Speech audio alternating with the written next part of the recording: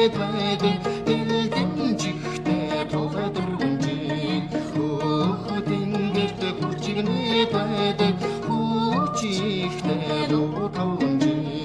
цаг үргэнж цагралаад байдаг цагаан эрэм апазурханжи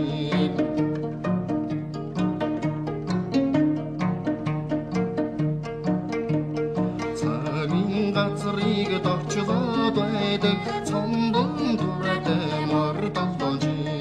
хотогор газрыг хорголоор дүрдэг хатан ээлтэй хоннамжи үтсэн бүхнийг илдэглээд байдаг ихчин эрдэнтэй бичсэн хаван жингэр донгодод байдаг тархинда усаатай дахаарунжи газрыг маннаад байдаг